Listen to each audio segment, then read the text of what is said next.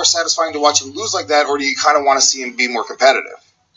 No, it's very satisfying to see him lose. If I'm honest, I don't care for the guy. I think he's built a career on being a cheat. The amount of insane steroids that he's done over his life, over his career, is evident to see. I mean, you go back and look at him in his early career, the guy was insanely jacked when we thought he was insanely jacked, and now you look at him and he looks like a fucking beat up old man, and he's getting knocked out like so, and he's performing like so. You know, when he was juiced out of his mind, just fucking tearing through everybody. You know, so and then he has the hypocrisy to go out there and talk about being a good person and this and that. The guy's a cheat. The guy has no honor. So yeah, no. I would love to. I would have loved to have been the person to do that, but it is kind of still enjoyable to see him get what he deserves, because he's gone out there and done that to many people and caused injuries. He fucked up my eyeball. He's the one to blame for that. So yeah. God bless Machida. Job well done. Knocked him out, put him flat on his back, and then just kind of stood there and did a bow. Very, very classy from Machida. Of course, you know, it wouldn't be a UFC event without somebody calling me out. Michael Bisping, I'm still waiting for you, man. I want to do this fight.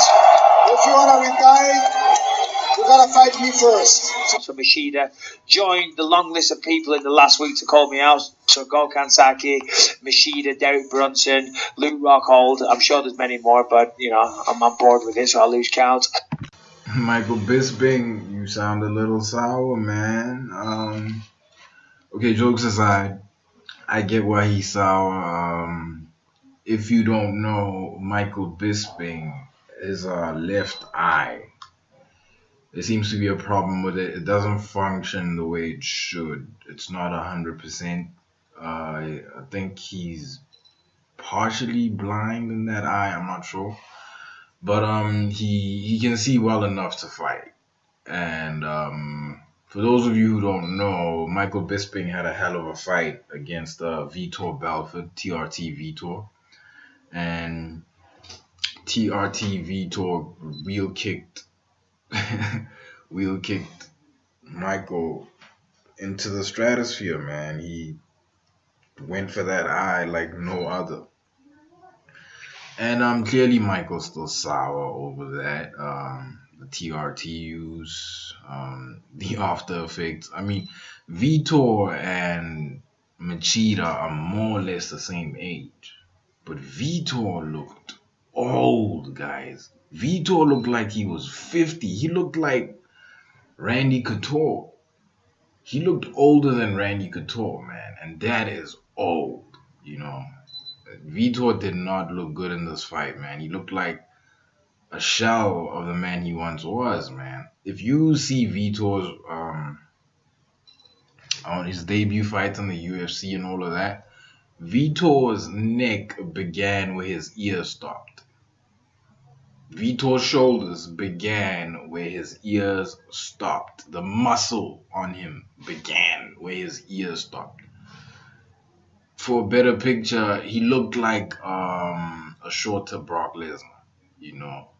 Not too jacked to the tits, but jacked enough to see that something's happening here. Clearly, there are many people that are sour about Vitor's TRT takeover back then. Most people don't even know this, but when Vitor Belfort fought John Jones, he was on TRT. So most people would actually agree with me in saying that TRT Vitor was the best Vitor we've ever seen. Come win or loss, man, he took on the best. He beat many of them. Some he didn't. TRT wasn't enough, you know. As for Bisping getting called out, this will keep happening up until Bisping picks his final fight. I figured he might fight Gokhan Saki due to the fact that Gokhan Saki comes from kickboxing. He could attract a whole new audience into MMA, and you know, he probably has a cult-like following due to the fact that he's a kickboxing legend, right? Lyoto Machida, coming off a fire win, MMA legend, that's an option, but I wouldn't pick that as a retirement fight. You saw what he did to Vitor. You saw what he did to Randy Couture. As for the other names, I don't know, man. But let me know what you guys think. Like, comment, subscribe, and I am out.